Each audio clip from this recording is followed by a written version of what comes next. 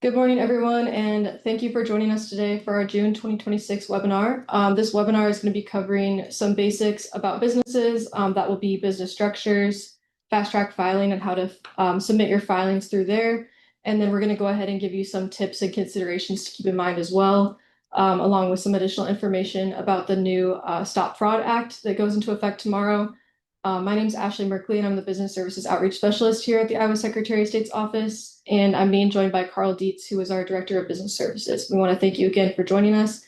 And before we go ahead and get into our presentation, I'm going to go ahead and share some remarks from Secretary Pate. Good morning, everyone. I'm Iowa Secretary of State Paul Pate. I want to thank you for joining us for our webinar today about our office's role as the state's filing cabinet for various business entities.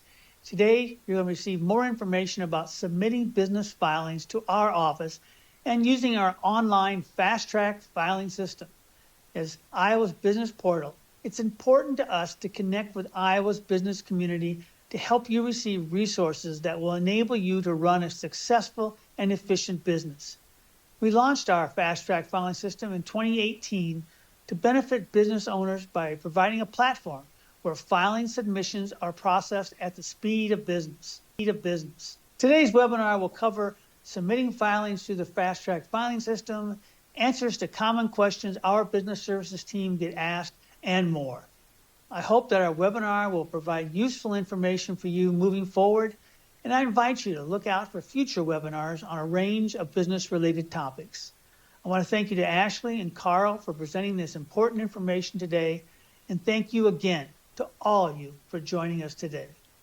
Thank you to Secretary Pate for those remarks.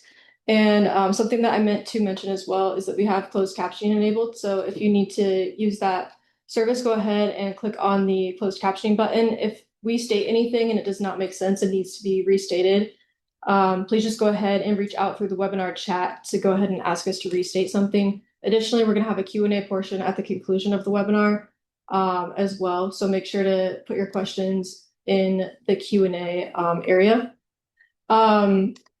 And so with that, we'll go ahead and get into it. Turn it over to you. Thank you.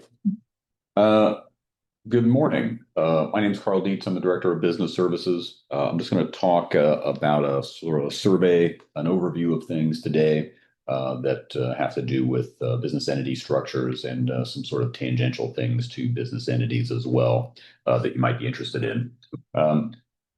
First, a little bit about the Secretary of State's office, particularly about the Business Services Division. The Secretary of State's office acts as the state's filing cabinet for almost everything that we do, but particularly for business entity structures. Under Iowa law, some business structures can exist without interacting with state government, but most business structures are created through filing a registration document by our office. So there are a couple of entity types that are not required to register with our office. Those include sole proprietorships and general partnerships. Now, they may have other registration and filing requirements, like registering a trade name with the county recorder's office in the county in which they operate, but they don't have to register anything with our office at the state level. Most entity types, however, are required to register and file documentation with our office in order to come into existence. That includes stuff that you've almost certainly heard of, like limited liability companies, LLCs, for-profit corporations and nonprofit corporations, and some other less used types that may be of particular interest if you're in a specific kind of business. We'll talk about those briefly in a couple of minutes. Most of these entities also need to submit a biennial report to us. That's every 2 years, hence the name. And you need to submit that report to us in order to remain in active status on our records. So a limited liability company, the essential elements of a limited liability company are that it has passed through taxation, but it can also shield its owner's personal assets from liability by keeping the assets of the business separate from the personal assets of the owner. Right? You can learn more about limited liability companies by looking through Iowa Code Chapter 489 that governs LLCs. But in order to register an LLC in Iowa, you would submit a certificate of organization to our office. And if everything's right with that certificate, we would file it and that entity would come into existence. There's no official form that we provide, but it's pretty simple. It has about 5 elements. You just need to make sure all those are in there and structure it the correct way. And you can learn more about that in 489-201. Biennial reports for LLCs are due during odd numbered years, meaning that biennial reports are due next year for LLCs, 2027. Pretty similar is a for-profit corporation. Now, a for-profit corporation can also shield the personal assets of its owners from liability, but it's subject to what's called double taxation.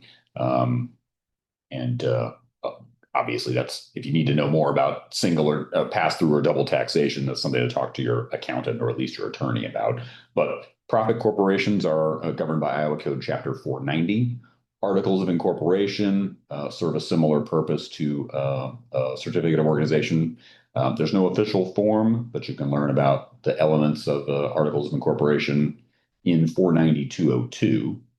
Biennial reports for profit corporations are filed in even numbered years. So if you already have a corporation, a profit corporation in Iowa, your biennial report is due this year. Next, please. Now, very similar in structure to a profit corporation is a nonprofit corporation. It also would need articles of incorporation to be formed. You can learn about that in Chapter 504. Biennial reports for nonprofit corporations are due in the same years as LLCs, which is odd numbered years, so next year, 2027. A couple of those less common entity structures that I mentioned earlier, limited partnerships and limited liability partnerships, as well as different kinds of cooperative associations, all register by filing their formation documents with our office. And if you think maybe one of these might be right for you, or you want to learn more about them for some other reason, you can learn more about them in 488, 486A, and 497. All right, so Fast Track Filing is our online filing system. It is a separate website. You can also access it through our main website, but that is a great place for anyone who's a business owner or a notary to go ahead and file your submissions through there. It's really easy to use. It's also free to create an account. You will need an account to submit most business-related filings if you choose to submit your filings through Fast Track Filing, which is recommended. It's not required. Obviously, you can file in person or by mail, but Fast Track is just easier. Sometimes it has a quicker turnaround. So you can go ahead and create an account and access Fast Track Filing by visiting our website for that, which is just filings.sos.iowa.gov. Another neat thing about Fast Track Filing is that we also have a resource center on there, and that resource center includes tutorials on how to submit various filings, and it also includes answers to frequently asked questions. Those resources can be found by visiting help.sos.iowa.gov, or if you go ahead and log into your Fast Track Filing account on Filings, you can also go ahead and access that resource center through that as well. And our office will post timely relevant notices on the homepage on Fast Track Filing, which you'll see after logging in. That includes kind of just like tips, like we have some cybersecurity advice on there, or just smart practices for that. And we have some links to some other resources as well. Additionally, whenever we have a time that's scheduled where the Fast Track site will be down, we'll go ahead and post notice on there as long as we know ahead of time. So that way people can kind of plan around that for when they might need to access it so that they know when they won't be able to and when it will be back up, as well as the release notes for everything that's updated recently and those most recent updates and what's new and what to expect. Because we are always, our IT team is great. They're always adding new filing types into the system and just updating things. So keep a lookout for those things. Some kind of like tips for submitting filings through Fast Track Filing. Many of the required filing types, as Carl has mentioned, don't have official forms created by our office. So that means that you will need to go ahead and refer to the Iowa Code for your applicable business structure, just to go ahead and determine everything that needs to be included in your documentation. And doing so is really important, especially with fast track filing. You're going to want to make sure that you have everything you need for your filing submission type before you go ahead and submit that to our office. So for example, for an initial LLC filing, as Carl mentioned, that requires a certificate of organization. So you're going to want to make sure that you have a PDF of your certificate of organization, and make sure that you go ahead and have that ready to attach to your filing submission before you start, just to make the process easier. Now, technically you can always kind of save your progress and go back, but it's just a lot easier if you have everything ready to go ahead of time.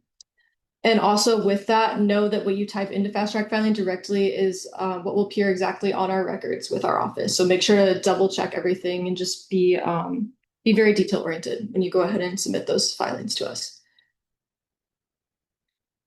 And then this is a screenshot of what fast track filing will look like once you log in. If you go to business filings, and then there's going to be a dashboard tab, that's what this is showing you. So this is showing all of you that I do not have any pending business filings. But if I did, it would show up right under the pending filings. Or if I had something approved, it would obviously show up under the approved filing. So it's a nice, easy to understand system and a really great way to keep track of your filings submission status, especially if you are filing multiple documents with our office or submitting those. Now, something I wanted to stick in here, particularly because it's a major improvement to business, the security of business. Well, I guess really the way I want to word it is it's a major improvement to combating business identity fraud in Iowa, and it takes effect tomorrow. HF 2678, the Stop Fraud Act, goes into effect tomorrow. The purpose of this legislation is to help us combat business identity fraud by allowing regular people who've had their names or addresses or other personal information used in a kind of spurious business entity registration without their authorization to submit to us what's called an affidavit of unauthorized use. And that'll allow us to go and investigate that and remove that information from the business entity record, as well as pursue the option of administratively dissolving the entity. You can find that form as well as other information about combating business identity fraud at the link in the slide below, or at the bottom of the slide here. But you could actually submit that form to us today, and I would simply start taking action on it tomorrow. Next slide, please. It's me or you? I could do this one. We could just switch back. Yeah, I'll take this one. So we wanted to go over some common errors that we see often, and the way you can avoid these errors and streamline your submission process. Documentation being left out of submissions, or areas being left blank, especially for filing types that do have forms. You don't want to leave blank lines unless they say optional on them. Just double check before you submit to us that you have all the documentation that you need for your particular filing submission type. Sometimes you might need a document from another state or some other kind of proof to submit with your filing. Also make sure that it's already in PDF format. So if you need to upload it on fast track filing, that's only done in PDF form. So if it's a Word document, you want to save it as PDF first before you start. Make sure that you don't miss filling in any form fields that are required. And the way you can make sure that your document that you're drafting has everything that it needs in it is to compare it to the list in the Iowa Code for whatever it is that you're submitting to us. Next, please. So, failing to specify street and mailing address for the registered agent. This is comparatively new for LLCs and for-profit corporations.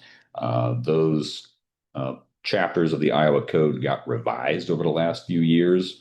And one of the additions that was made to them is that it specifies that for registered agents and for principal offices, you need to include the street and mailing address. Now, what trips people up is they think, well, my street and mailing address for all of those is the same one, so I'll just put the one address in there. Well, if you don't tell us that it's for particular parts or that it is all the same for registered agent and street and mailing address of principal office, we can't know that, right? We can't read your mind. So what you want to do is, if it's just one address, just say that this is the street and mailing address for both the registered agent and principal office, or whatever the case may be.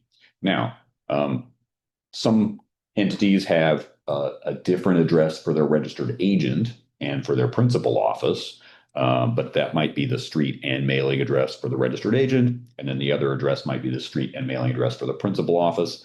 You just need to be very clear about what's what in there. You can list them all separately and label them, or you can be very clear about how you're labeling the ones that you do put in there. So just try to think about it from both sides. If I submit this to the Secretary of State's office, are they going to know that this is my street and mailing address, or do I need to label it as such? Submitting unsigned forms. All submissions that you make to our office, they need to be signed, and they need to be signed by the appropriate person. Now, that's easy enough for LLCs. They just need to be signed by someone authorized to do that for the LLC. But if you have a corporation, the code is very clear about who must sign for that. It must be an officer or director. You need to label those titles in there for who's signing, or we'll return that to you unfiled, right? Another thing that's easy to miss is not captioning the document that you're drafting, or captioning it in the wrong place. The caption is just the sort of bold title that's at the top, which seems sort of like it's not necessary, but it is in the code, which means it is required. And we can't be sure about what you're submitting unless it's properly captioned, because some things are kind of similar and they have similar elements. And especially if you're submitting something for a new entity, we don't know anything about your entity yet. We don't know what it's for unless you tell us. So make sure that caption is correct at the top.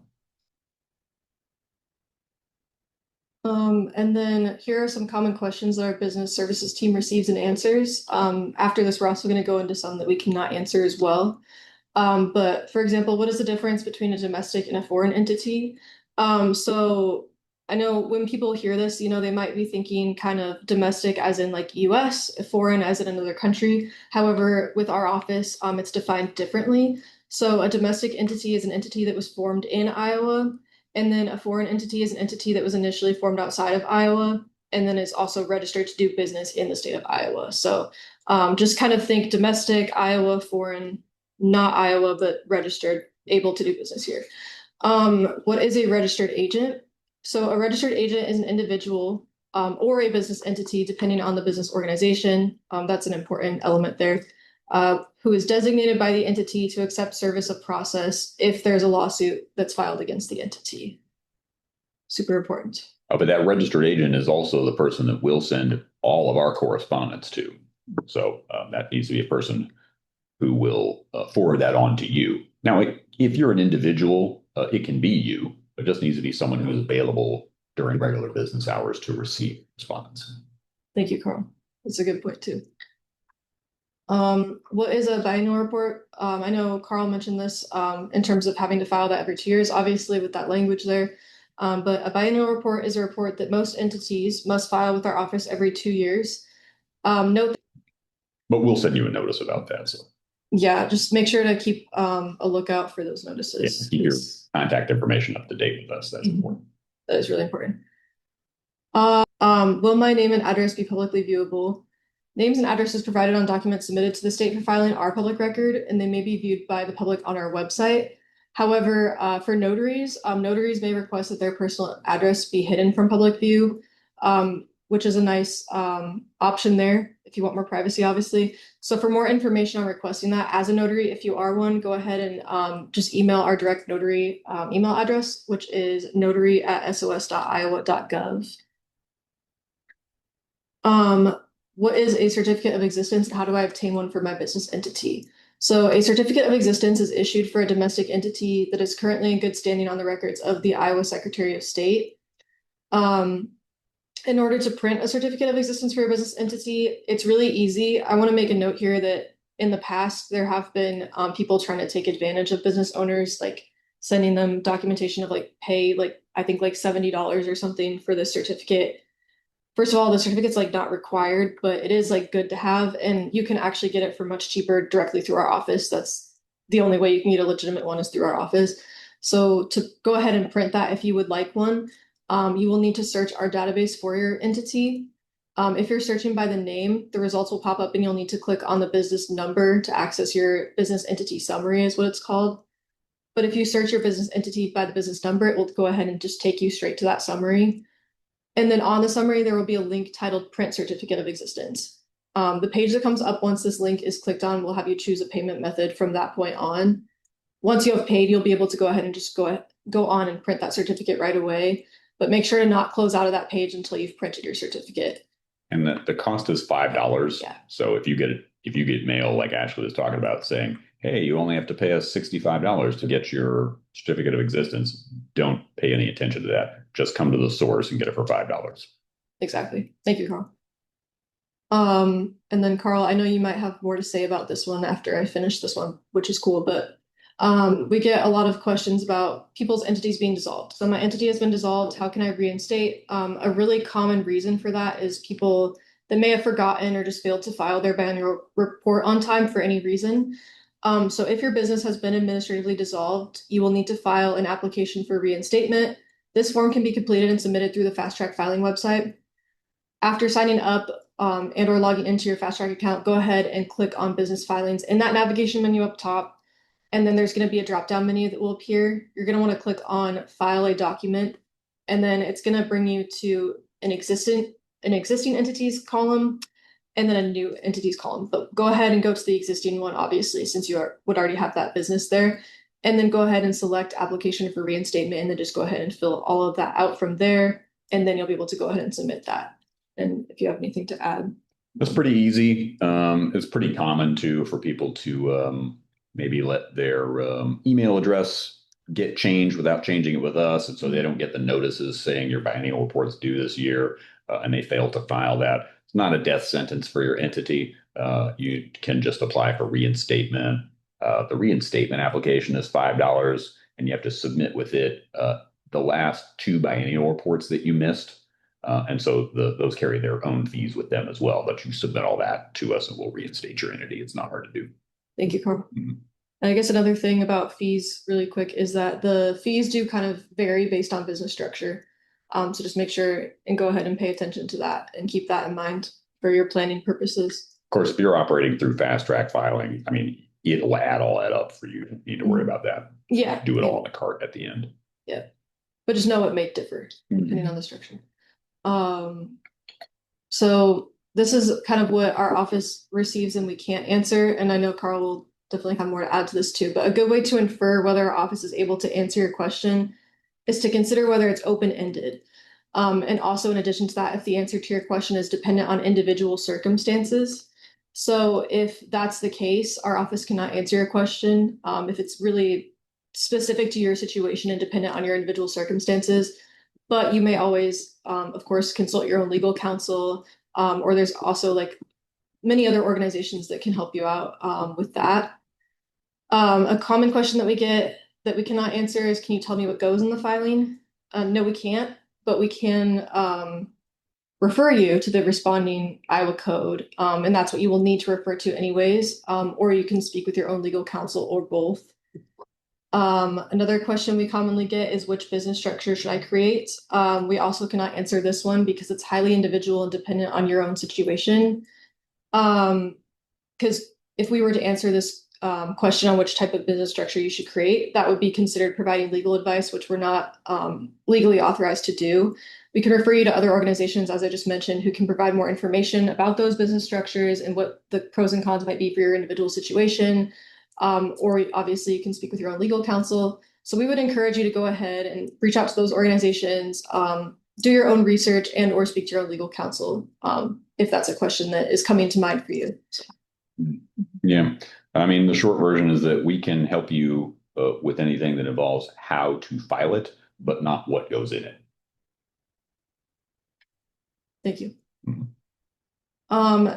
And then we are going to go ahead and go into the Q&A portion. So go ahead and please type your questions in the chat box and we'll go ahead and answer those. Or there's also a Q&A box. Typically, I have my screen in a different spot, so let me make sure that that's working all right. Yes, okay, perfect. But in addition to that, we want to thank you again for joining us today, and these are some resources, so I'll go ahead and just mention those really quickly. Obviously, we have our main website linked here, and I'll be sending out a copy of this recording and slides as well, so y'all will have like access to everything. But in addition to that, since we talked about the fraud stuff today, and I know that goes into effect tomorrow, I also went ahead and linked our anti-fraud webpage as well. That has some more information about the Stop Fraud Act, but then also just some kind of general like good practices to try to decrease your chances of being affected by fraud. I've also linked our Fast Track Filing website and our Resource Center website for Fast Track. Additionally, America's SBDC Iowa is an awesome organization. They have chapters that can reach people in all 99 counties. And they do business counseling, like personalized business counseling. And so they have a lot of awesome resources on their website and in person as well. And then the Small Business Administration is another awesome resource there on the federal level. And they also have like lots of information and just good practices and good resources and can help you out with certain things that our office cannot.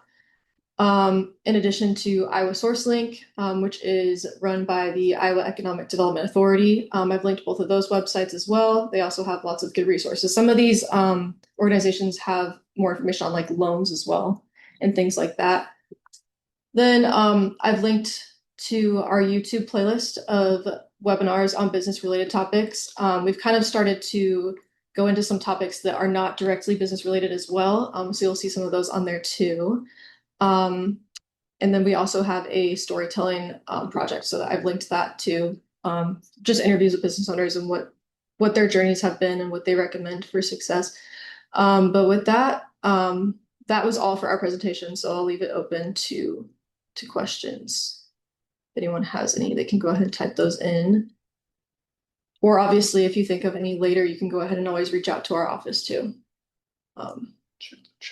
Yeah. Let's see.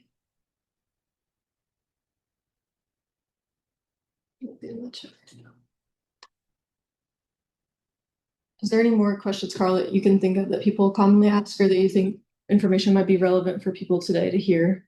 Well, it just depends on where you're at in the cycle of your business existence. You know, it's different if you are have not yet started a business and you're trying to get those things in order versus whether you have business for 10 years and maybe you're seeing something new, maybe the code has changed. So, you know, I think we've covered the sort of general things that people generally ask us. Yeah, one thing I thought of, I know we've passed that deadline for the biannual reports for people that were needing to file those this year with our office. What can people do at this point if they have forgotten to, or if they just failed to do that? What are the kind of next steps now that they can do to kind of remedy that or get back in good standing? Well, I'll share a little inside baseball with everybody. The given deadline is April 1st. The code says you must submit your biennial report before April 1st. That's a pretty squishy deadline. You then have 60 days before we have to notify you that you're delinquent, and then 60 days beyond that before we actually dissolve your entity. So you still have until early in August before we dissolve any entities. So if you have a profit corporation, and that means you owe us a biennial report for this year, you can just go on Fast Track as normal and still file your biennial report, no problem.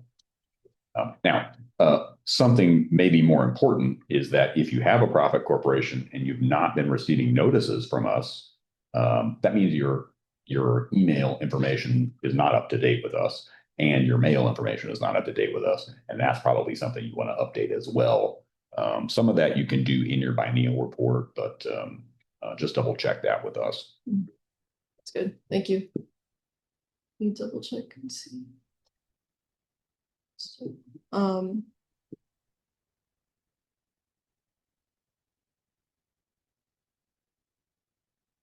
then can you go ahead and just give some more insight on just whatever you're comfortable sharing or feel like sharing kind of the background of what led to the Stop Fraud Act and kind of like what went into getting that signed into law and passed to be able to help people out better. Well, I don't know how much of a tale everyone wants to hear, but as you may imagine, the more we do in our lives online, the easier it is for people to take advantage of that, especially from other countries, because they can do it all through a computer. So we've started to see more and more different kinds of business identity fraud happening. And we have tried for a couple of years in a row to get something similar to this law passed. Um, it requires satisfying a lot of different interests, some of which are at odds with each other. So we have eventually came upon a formula that satisfied everyone and was passed unanimously by the Iowa legislature and gives us some powers to combat business identity fraud. And we're hoping to learn from our experience with this law as we see it in practice and possibly continue to plug up holes and get ahead of the sort of fraud perpetrators as much as we can. Mm-hmm. That's great. Thank you. Sure. And then I think we're about done here, but just before everyone leaves, I'll just go ahead and click on this so you can see the anti-fraud page on our website. This is what it looks like. So basically, if you do want more information directly about that stop fraud bill there, you're going to want to navigate to this second question that speaks about the affidavit of unauthorized use that Carl has mentioned earlier. Obviously, also, you can always go to the legislative website, which is www.legis.iowa.gov and type in that bill number, House File 2678. But these are just some tips for you to try to decrease your chances of being affected by fraud. And then there's also some cybersecurity resources as well. And then we've linked to some other really helpful resources. Our office created a cybersecurity workbook a few years ago with SBDC, which is awesome. That has really good information in it. If you would like a physical copy, feel free to reach out to our office. I have a mailing form for that I can send out to everyone. We do have plenty of copies still. There's also links here to the Federal Trade Commission and the Better Business Bureau's Business Scam Headquarters, which has a lot of really good information. And they typically release a report, I believe, every year about business fraud and try to decrease that. So with that, let me make sure there's no questions, but I don't believe there are. Okay, so with that, I'm going to go ahead and conclude the webinar today. We want to thank you all for joining us. And as I mentioned, I will be sending this out so you all have the information in terms of the recording and the slides. And I'll also be sending out a feedback survey. That's always really helpful for our office to know what resonated with you, maybe what we could do a little differently, what you'd like to see, things like that. We're always wanting to make sure that we're being as accessible and as helpful as possible in, helping you all out and understanding all the information that we're able to provide with you. So thank you again for joining us, and I hope you have a great rest of your day and week, and stay safe in this weather. Stay cool. Thanks, everybody. Thank you. Bye.